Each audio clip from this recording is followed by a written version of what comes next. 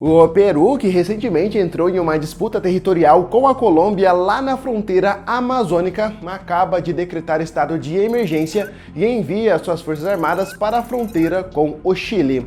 O Peru literalmente está militarizando as suas fronteiras e não se assuste se a fronteira com o Brasil for o próximo alvo. Tá, mas por que o Chile enviou então militares para a fronteira com o Chile? É sobre isso que irei falar neste vídeo. Sejam todos absolutamente bem-vindos a mais um vídeo de geopolítica do canal Vamos Falar de História.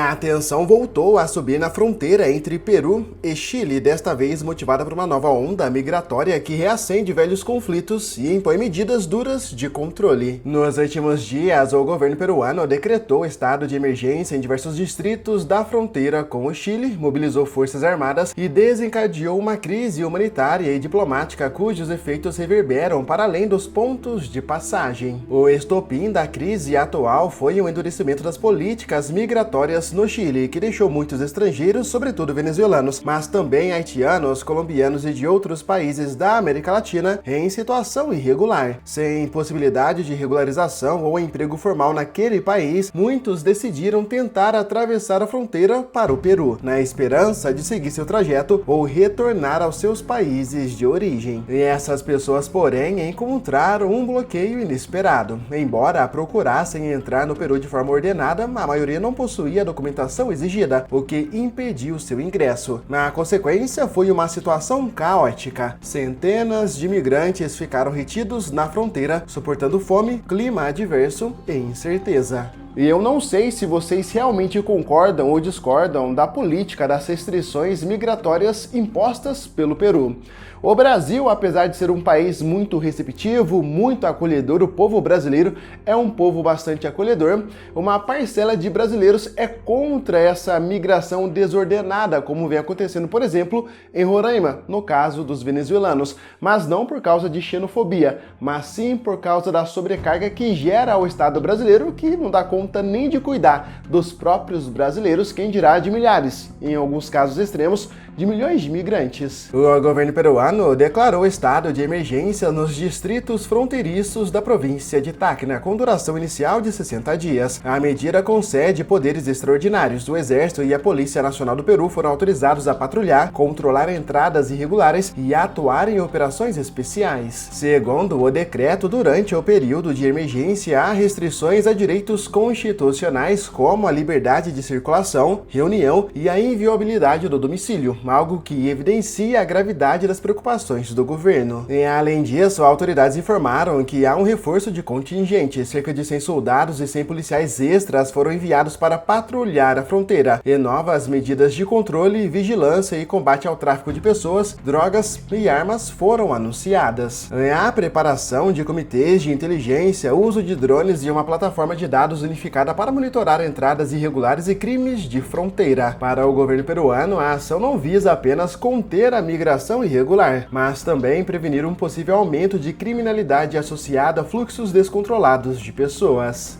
A crise entre Peru e Chile na fronteira não é marcada apenas pela militarização, mas também pela questão humana, pela questão dramática que os migrantes estão passando lá na região. Há relatos de falta de água, medo e incerteza, especialmente de famílias com crianças. Muitos decidiram sair do Chile por desespero, fugindo da pobreza, da xenofobia e da falta de perspectiva, apenas para encontrar uma porta fechada. Além disso, a militarização e o endurecimento das políticas alarmam organizações e setores da sociedade que pedem soluções humanitárias e diálogo. A igreja também fez um apelo por negociação pacífica para evitar tragédias humanitárias. É importante falar que essa crise entre os dois países sul-americanos não começou do nada. Ela tem raízes mais profundas relacionadas à política de migração restritiva, crise econômica, desigualdade social, deslocamento forçado e o legado de fluxos migratórios recentes na região andina. No curto prazo, a militarização de fronteira e o estado de emergência têm gerado bloqueios de trânsito, como filas de caminhões e ônibus, operações operações policiais e controle rígido de fronteiras, o que complica não apenas a vida dos migrantes, mas também o comércio e o trânsito entre comunidades binacionais. Diplomaticamente, o episódio reacendeu tensões entre Peru e Chile, evidenciando o quão sensível é a questão migratória e o quão frágeis podem ser os acordos de cooperação bilateral nessas circunstâncias. Se por um lado o governo peruano justifica as medidas como necessárias à segurança nacional,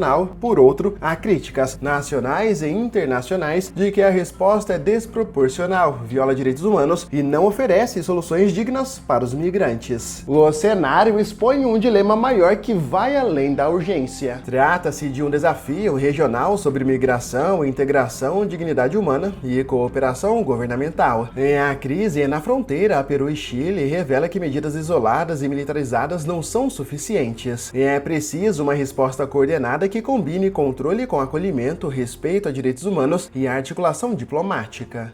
Até agora, as autoridades de ambos os países vêm oscilando entre a contenção e o diálogo. Mas sem políticas de longo prazo, a crise tende a se repetir. Enquanto isso, para os migrantes permanece a incerteza. Entre o exílio de um país e a rejeição de outro, muitos ficam presos num limbo que afeta a sua dignidade, saúde, segurança e futuro. Mas e você, discorda do ponto de vista do Peru? Comente aqui embaixo o seu ponto de vista pra gente debater. Por hoje é só, fiquem todos com Deus, muito obrigado e não se esqueça, por favor, de deixar o seu like. O seu like é muito importante porque dá voz ao conteúdo educacional que nós trazemos aqui para o YouTube. Por hoje é só, fiquem todos com Deus e até mais.